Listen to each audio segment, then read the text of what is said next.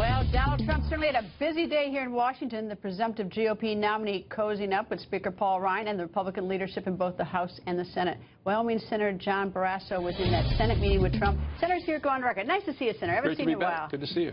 Okay, were you a Trump supporter before the meeting? And if so, or if not, are you now?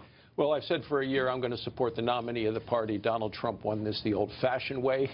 He got the most votes, and the turnout has been remarkable. I was very impressed with the meeting today. It was a very positive, productive meeting. He met with 11 senators, and we talked for over an hour and 15 minutes. Lots of issues, lots of topics, asked questions, went back and forth.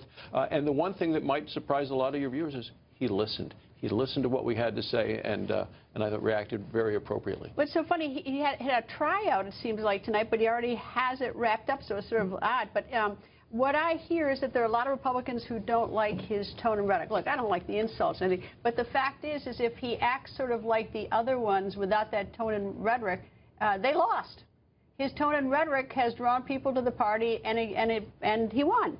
So does that mean the strategy is to keep going with that tone and rhetoric?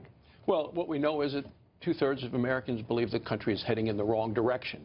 And I think people all around the country know that we cannot afford for America to have another 4 years like the last 8 years. And that's what you get with Hillary Clinton. You get a third Obama term. Should you let Donald be Donald, or are you going to try to make him into some sort of something else?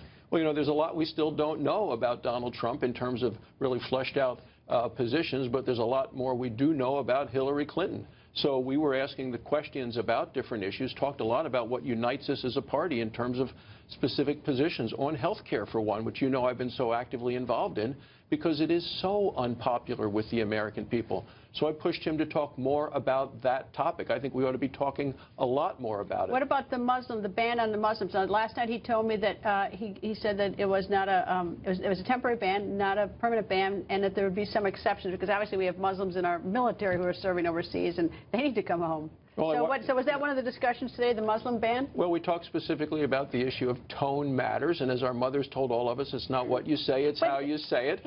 But it's worked for him. See, that's the irony of it, is that his tone has drawn people to the Republican Party, and he's walking away with the nomination, and he has crushed everybody else who had, quote, good tone.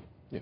And that's what this election is going to now be about, when it's going to be a one-on-one with Donald Trump against Hillary Clinton in the future direction of the country. So he's going to make his points, and we're going to hear more about those. But I think all 11 senators left today with a very positive impression of the nominee of the Republican Party. Well, it's certainly not going to be dull, right? You agree with that? Absolutely. Anyway, Senator, nice to see you, sir. Thanks for having me.